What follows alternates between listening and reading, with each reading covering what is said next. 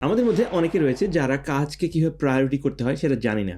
আর যারা জানি তারা হয়তো একটা লিস্ট করি, যেটাকে বলা হয় টু ডু লিস্ট। কিন্তু আপনি আমরা সবাই জানি এই টু ডু লিস্টে হয়তো বা 4-5টা জিনিস করা হয়, ম্যাক্সিমাম জিনিসই করা হয় না। কিছু কিছু জিনিস এই লিস্টে তো মাসের পর মাস থাকে, কমপ্লিট করাই হয় না, এবং আমরা সব সময় গিলটি ফিল করি যে আরে এই লিস্টটা হয়তো কখনো শেষই হবে না। মজার বিষয় হচ্ছে যে বড় বড় যারা successful people, 1% of the world, Elon Musk, Warren Buffett, Jeff Bezos, তারা জানেন যে টু ডু লিস্ট কখনোই কাজ করে না। আর এই কারণে তারা মেনলি এই 3টি মেথড ইউজ করেন তাদের কাজের প্রায়োরিটি করার জন্য, যে কারণে তারা এবং তার মতো সাকসেসফুল যারা রয়েছেন তারা তাদের কাজে অনেক অনেক বেশি প্রোডাক্টিভ। আপনি যদি আপনার দৈনন্দিন জীবনে, অফিসে, অথবা আপনি যদি স্টুডেন্ট হয়ে থাকেন, আজকের এই 3টা মেথড আপনাকে খুবই হেল্প করবে আপনার কাজকে কীভাবে প্রায়োরিটি করা যায় এবং সেই প্রায়োরিটিগুলো কীভাবে শেষ করা যায়। আশা করি আজকের ভিডিওটা আপনার জন্য খুবই হেল্পফুল হবে। চলুন দেখা যাক। প্রথমে আমাদের যে পয়েন্টটা মনে রাখতে হবে সেটা হলো এনার্জি টাস্ক ম্যাচিং। তো এটাকে একটু বুঝিয়ে বলি, রাইট? তো আমরা যারা টু ডু লিস্ট করতে জানি না, একবারই জানি না, তারা কি করি যে আমরা প্রথমে নাম্বার ধরে ধরে লিখি যে আজকে কি কি করতে হবে। যারা একটু এক্সপার্ট তারা জানি আইজেনহাওয়ার মেথড। এই আইজেনহাওয়ার মেথডে আমাদের আর্জেন্ট কিছু জিনিস থাকে, নন আর্জেন্ট কিছু জিনিস থাকে, ডু, স্কেডিউল, ডেলিগেট এবং ডিলিট, এরকম বিভিন্ন রকম মেট্রিক্স থাকে। এই মেট্রিক্সে আমরা চিন্তা করি যে আমাদের আর্জেন্ট কোনটা, ইম্পর্টেন্ট কোনটা। কিন্তু আমরা একটা জিনিস ভুলে যাই, যেটা আইজেনহাওয়ার এই মেথডের প্রবলেম, সেটা হচ্ছে যে আমাদের ব্রেন সময় বা আর্জেন্সিতে চলে না, আমাদের ব্রেন চলে এনার্জিতে। আর এই কারণে আমাদের ব্রেনে যখন এনার্জি থাকে তখন আমাদের জন্য ডিপ থিঙ্কিং বা ক্রিটিক্যাল কাজগুলো করা ইজি হয়ে যায়। এটা যদি আরো সহজ করে বলতে চাই, সেটা হলো যে একটা পড়াশোনা যেটা সকালবেলা, বা একটা ডিসিশন যেটা সকালবেলা নেওয়া খুবই ইজি, সেই একই ডিসিশন, সেই একই আপনি যদি সন্ধ্যার পরে বা গভীর রাত্রে নিতে চান, তখন দেখবেন যে আপনার ব্রেন কাজ করছে না।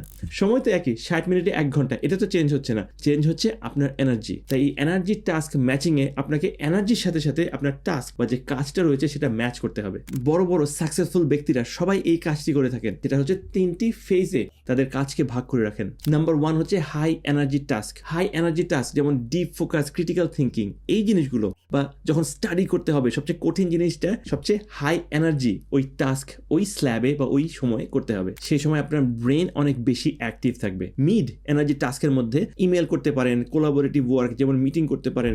আপনি যদি স্টুডেন্ট হয়ে থাকেন সেক্ষেত্রে পড়াশোনা রিভাইজ করা, এই মিড এনার্জি টাস্ক এই সময়টাতে করতে হবে। আর লো এনার্জি টাস্কের সময় আপনি অ্যাডমিন ওয়ার্ক, যেগুলোতে আপনার খুব বেশি ব্রেন কাজে লাগছে না, যেমন ডাটা এন্ট্রি করা, ঘর গুছানো বা এইসব কাজগুলোর সময় লো এন্ট্রি, এই সময়টা, এই পিরিয়ডটাতে আপনাকে করতে হবে। মেথড নাম্বার 2, আমি বিশ্বাস করি এই মেথডটা একটা অদ্ভুত একটা মেথড, এবং আপনি হয়তো এই মেথডটা আগে কখনোই শোনেন নাই, কিন্তু এটা খুবই কার্যকর। বাট সেটা বলার আগে first of all thank you so much for being here. আপনি যদি দেখেন নতুন হয়ে থাকেন, আমার নাম মাহমুদুল, আমি একজন biomedical scientist and I have a PhD in molecular medicine. Method number 2 হচ্ছে 3 বক্স সিস্টেম। সো এই 3 বক্স সিস্টেম, আপনি ফিজিক্যাল বক্স নিতে পারেন, অথবা আপনি ডায়েরিতে লিখে রাখতে পারেন, যেটা আমি প্রেফার করি, অথবা আপনি স্টিকি নোট ইউজ করতে পারেন।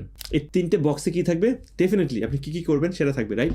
কিন্তু এটার একটা রুল রয়েছে। রুল নাম্বার 1, 1 নম্বর বক্সে মাত্র 3টা কাজ থাকবে আপনার, মাত্র 3টা লিখে রাখতে হবে। ইভেন 4টা 5টাও না, 3টা সবচেয়ে ইম্পর্টেন্ট কাজ থাকবে 1 নম্বর বাক্সে। তো আপনি যদি স্টুডেন্ট হয়ে থাকেন, আমি আমার PhD কথা বলছি, যে নাম্বার 1 থাকতে পারে যে 500 ওয়ার্ড হচ্ছে রিসার্চ পেপার লিখতে হবে। নাম্বার 2 হচ্ছে কোনো কোলাবোরেটর রয়েছে, কোলাবোরেটরকে ফিডব্যাক মেল দিতে হবে। এবং নাম্বার 3 জাস্ট কথার কথা বললাম যে আমার ইউটিউব ভিডিও 5 মিনিট এডিট করতে হবে। জাস্ট 3টা সবচেয়ে ইম্পর্টেন্ট 3টা কাজ থাকবে এই বক্স নাম্বার 1-এ।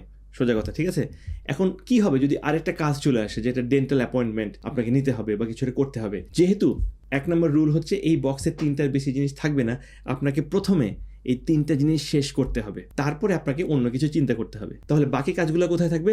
বাকি কাজগুলো থাকবে দ্বিতীয় বক্সে। কিন্তু দ্বিতীয় বক্সের রুল হচ্ছে দ্বিতীয় বক্সে 5টার বেশি জিনিসপত্র থাকতে পারবে না। কিন্তু আপনাকে ঠিক করতে হবে যে এই যে 5টা যে কাজ রয়েছে 2 নম্বর বক্সে, এখান থেকে কোন 3টা 1 নম্বর বক্সে যাবে। যখন 1 নম্বর বক্সে যাবে, সেই বক্সটা হবে পরের দিনের জন্য সবচেয়ে ইম্পর্টেন্ট 3টা কাজ। এইভাবে আপনি রোটেট করতে থাকবেন। 3 বক্স সিস্টেমের 3 নম্বর বক্সে থাকবে আর যা কিছু রয়েছে, আপনার ইম্পর্টেন্ট, নন ইম্পর্টেন্ট যেটাই হোক না কেন, আপনার থাকবে হচ্ছে 3 নম্বর বক্সে। আপনি হয়তো সপ্তাহে 2 দিন ভাগ করে নিতে পারেন, যখন আপনি চেক করবেন যে এই 3 নম্বর বক্স থেকে কোন কোন জিনিস 5 নম্বর বক্সে, এবং 5 নম্বর বক্স থেকে কোন কোন জিনিস 3 নম্বর বক্সে যাওয়ার যোগ্যতা রাখে বা আপনার প্রায়োরিটি ডিমান্ড করে। ওয়ারেন বাফেট নিজেই বলেছেন যে টপ 3 থেকে 5টা গোলকে আপনাকে ফোকাস করতে হবে, বাকি সবগুলো গোল, 20-25টা যে গোল রয়েছে আপনার, সেই সবগুলোকে আপনাকে যে কোনো মূল্যে ত্যাগ করতে হবে। আর এই 3 বক্স সিস্টেমের মধ্যে ভিজুয়ালি আপনি দেখতে পারবেন যে কোন জিনিসগুলো আপনার সবচেয়ে বেশি ইম্পর্টেন্ট। আপনার যেখানে প্রায়োরিটি লিস্টে আগে 10, 15, 20টা জিনিস ছিল, এখন আপনি জানেন যে টপ 3, টপ 5 ইম্পর্টেন্ট টাস্ক কি, এবং এই ইম্পর্টেন্সের উপর বেসিস করে আপনি point number 1 energy task matching এর মাধ্যমে আপনি ঠিক করতে পারবেন যে কোন টাস্ক কখন করতে হবে। এবং নাম্বার 3 হচ্ছে রিডিফাইন ইউর ক্যালেন্ডার। দেখুন, আমরা অনেকে ক্যালেন্ডার নিয়ে অবসেস থাকি, আমরা ক্যালেন্ডারে কখন কি করতে হবে না করতে হবে। Time blocking also a very famous concept, যেখানে আপনি মনে করেন 10টা থেকে 12টা একটা কাজ, 12টা থেকে 2টা, 2টা থেকে 4টা, এইভাবে কাজ ভাগ করে রাখেন এবং ঠিক করেন যে কখন কোন কাজটা করবেন। এটা একটা ভেগ একটা কনসেপ্ট। মানে কারণটা কি? আচ্ছা, কারণটা বলি। কারণটা হচ্ছে যে আমাদের ব্রেন স্পেসিফিসিটি পছন্দ করে। সেটা হচ্ছে, আরো যদি সহজ করে বলি, যে কখন করব, কি করব, কেন করব, এই উত্তরগুলো আমাদের ব্রেনে যদি না থাকে, আমাদের ব্রেন কাজই করতে চায় না। আর এই কারণে আমরা অনেক সময় প্রোক্রাস্টিনেট করি, কোনো একটা কাজ করতে ডিলে করি। তাই আপনি যদি আপনার ক্যালেন্ডারকে শুধু টাইম ব্লক না, টাইম ব্লক ভালো জিনিস, কিন্তু এটাকে যদি আউটকাম বেসড এই কনসেপ্টে নিয়ে আসেন, that's the most perfect thing. আপনি যদি পড়াশোনা করেন তাহলে শুধুমাত্র বললেই হবে না যে আমি কেমিস্ট্রি পড়বো বা আমি ম্যাথ করবো। আপনাকে বলতে হবে যে আপনি কত পেজ কেমিস্ট্রি পড়বেন এবং এখান থেকে কি শিখতে চান। বা ম্যাথ করতে চাইলে জাস্ট ম্যাথ করবো না, এই বইয়ের এই চ্যাপ্টারের আজকে কতগুলো ম্যাথ এই 1 ঘন্টা বা 2 ঘন্টা করবো, এটা আপনাকে স্পেসিফাই করে দিতে হবে। আর এই আউটকাম বেসড ক্যালেন্ডার আপনাকে কনফার্ম করবে যে এই 2 ঘন্টার মধ্যে আপনার যে রেজাল্ট, সেই রেজাল্টটা আপনি পেয়েছেন কিনা। যেখানে আপনার 10টা ম্যাথ করার কথা ছিল বা